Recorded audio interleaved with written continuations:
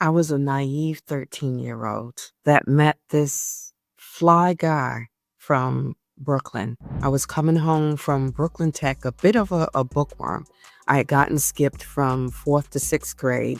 I was a homebody, watched Brady Bunch and the Partridge Family and didn't really get out. My mother didn't teach me anything about the game or boys or, anything like that. I'm just very naive. So when Anthony came to me, Anthony asked if I was walking home from school, he asked if he could help me with my books because I got this big load of books that I'm carrying. So, he started asking me about the subjects that I was carrying, and that really intrigued me because I'm like, hey, I'm meeting a boy that's really smart. So that started a relationship. He was actually 2 years my senior at that point. So anyway, my mother finds out that I'm dating this boy from Brooklyn, and he looks like a thug. So she's like, you can't see him. I forbid you from dating this guy, but I'm like, he's smart. I like him and I want to date him. So she says to me, and make sure that you don't go to his house. Now, he was staying with his brother and sister-in-law in the apartment building next to us. And she told me, she said, whatever you do, don't go to that apartment. She goes, I think they sell drugs out of there. So me and my naive self and my in-love self at this point decides that I'm going to go anyway. So I wind up going to the house. His brother wasn't home. We're in there with his sister-in-law and her 3-year-old son. So someone comes and knocks on the door. The sister-in-law goes to the door and she goes, it's the cops. We have to open the door. So one of the bodyguards goes to the door and he goes, no, such and such, it's not the cops. And she's like, it's the cops. They have a shield. They had uniforms on.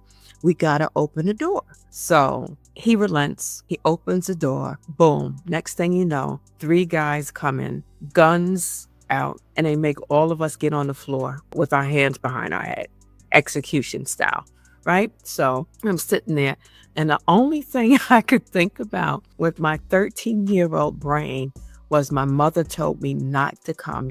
She is going to be so mad at me. Not that, hey, you are going to die and your mother's going to cry. She's going to be upset. She's going to be devastated.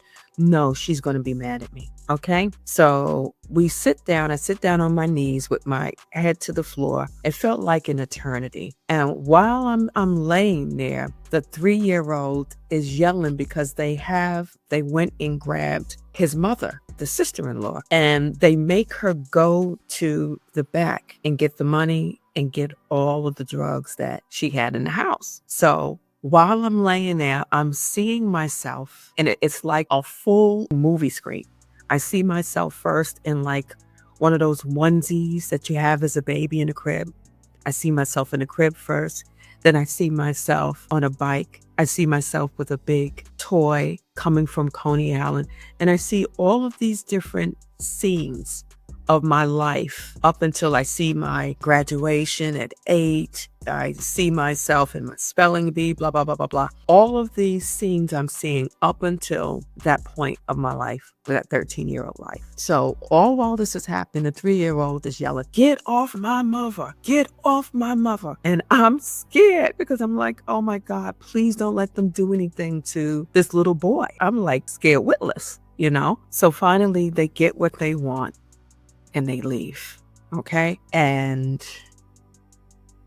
come to find out, I don't think I told my mother about that story until I was grown.